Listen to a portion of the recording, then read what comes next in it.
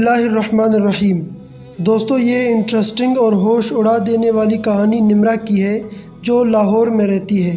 وہ اپنے ساتھ پیش آنے والی کہانی کو اس طرح بیان کرتی ہے کہ میں ایک مدرسے میں پڑھنے جاتی تھی۔ وہاں میرے جیسی بہت سی لڑکیاں اور لڑکے پڑھتے تھے۔ صبح 7 سے 8 اور شام کو 4 سے 6 بجے تک استاد ہم کو پڑھاتا تھا۔ وہ بہت سخت مزاج استاد تھا، چھوٹی چھوٹی غلطی پر مار مار کر چمڑی اتار دیتا تھا۔ ایک دن میری دوست سمیرہ کو سبق یاد نہیں تھا تو اس کو بہت مار پڑی۔ اگلے دن اس نے ڈر کے مارے مدرسے جانے سے انکار کر دیا۔ میں نے اس کو سمجھایا اور دلاسا دیا تو وہ میرے ساتھ دوبارہ جانے پر مان گئی، لیکن ڈر کی وجہ سے اس کو سبق بھول چکا تھا۔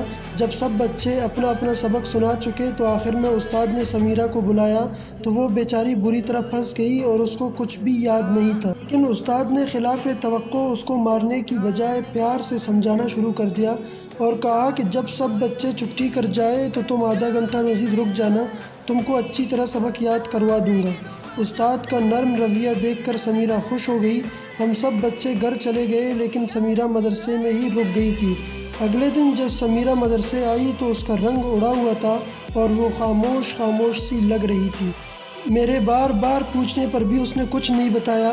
پھر یہ روز کا معمول بن گیا۔ استاد روزانہ چھٹی کے بعد سمیرہ کو مدرسے میں روک لیتا اور باقی بچوں سے آدھا گھنٹہ بعد اس کو چھٹی دیتا تھا۔ مجھے شک ہو رہا تھا کہ دال میں کچھ کالا ہے، لیکن میں خود چونکہ 7-8 سال کی تھی اس لیے مجھے کسی چیز کے بارے معلوم نہیں تھا۔ ایک دن جب ہم مدرسے سے چھٹی کر کے گھر آ گئے، اس دن بھی سمیرہ کو حسب معمول استاد نے مدرسے میں ہی روکا ہوا تھا تو سمیرہ کی امی مجھے گلی میں ملی اور کہنے لگی کہ جاؤ سمیرہ کو بلا کر لاؤ، گھر میں مہمان آئے ہیں۔ میں الٹے پیروں دوبارہ مدرسے چلی گئی۔ جس کمرے میں ہم پڑھتے تھے وہاں نہ تو سمیرہ تھی نہ ہی استاد تھا۔ میں سمیرہ کو ڈھونڈتی ہوئی آگے ایک اسٹور میں چلی گئی تو منظر دیکھ کر میری چیخ نکل گئی۔ استاد نے سمیرہ کے کپڑے اتارے ہوئے تھے اور اس سے بدفعلی کر رہا تھا۔ مجھے دیکھ کر وہ جلدی سے کپڑے درست کرنے لگا۔ سمیرہ روئے جا رہی تھی۔ اپنی سہیلی کی حالت دیکھ کر مجھے ایک دم ہمت آ گئی۔ میں نے سمیرہ کو اٹھایا۔ اس نے جب کپڑے پہن لیے تو میں اس کو بازو سے پکڑے گھر کی طرف جانے لگی تو استاد نے ہمارا راستہ روک لیا اور کہنے لگا کہ اگر کسی کو کچھ بتایا تو تم کو اتنی مار پڑے گی کہ ساری عمر یاد رکھو گی۔ لیکن میں بالکل نہیں ڈری۔ آخر کار میں سمیرہ کو لیے گھر پہنچ گئی اور اس کی ماں کو آنکھوں دے کر سب کچھ سچ سچ بتا ڈالا۔ وہ میری بات سن کر پریشان ہو گئی اور اس نے سب کچھ سمیرہ کے ابو کو بتا دیا۔